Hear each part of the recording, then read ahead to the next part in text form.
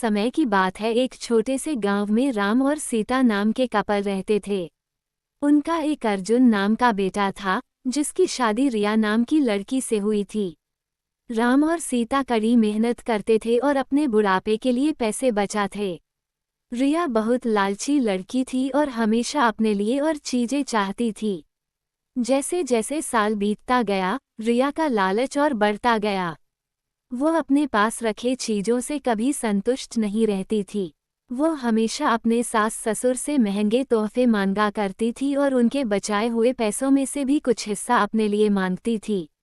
राम और सीता बहुत ही अच्छे पेरेंट्स थे, इसलिए उसकी सारी जरूरतों को पूरा करते थे ताकि परिवार में शांति बनी रहे। वो अपने पति अर्जुन के ऊपर भी दबाव डालती थी कि वो अपने माँ बाप से पैसे और संपत्ति मांगे। वो बहुत ज्यादा संपत्ति इकट्ठा करना चाहती थी, बिना किसी मेहनत के।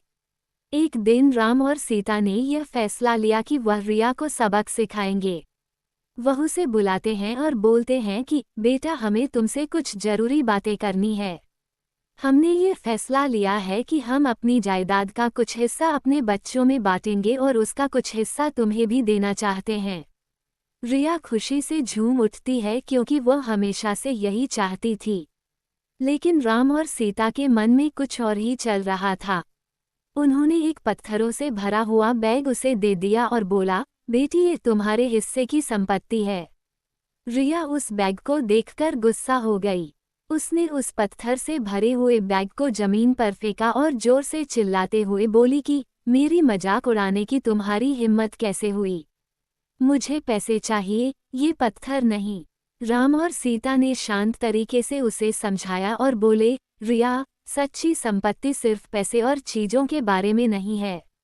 ये प्यार, दया और जो कुछ भी तुम्हारे पास है, उसके लिए आभारी होने के बारे में है। हमने हमेशा तुमसे प्यार किया है और तुम्हारी देखभाल की है, और यह पैसों से भी अधिक कीमती है। रिया को एहसास हुआ कि वो लालच में कितनी अंधी हो गई थी।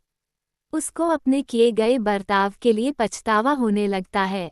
उसने अपने सास और ससुर से माफी मांगी और अपने तरीके बदलने का वादा किया। उस दिन के बाद से उसमें बदलाव आया और वह एक अच्छी बहू बन गई। रिया के बदलाव की बात पूरे गांव में फैल गई और सभी ने एक बेहतर इंसान बनने के लिए उसकी प्रशंसा की। रिया अपने परिवार का ख्याल रखते हुए और उनके बीच मिले प्यार के लिए आभारी होकर हमेशा खुश रहने लगी। सच्चा धन प्यार, दया और जो हमारे पास है उसके लिए आभारी होने से आता है, न कि हमेशा और अधिक चीजों की चाह रखने से।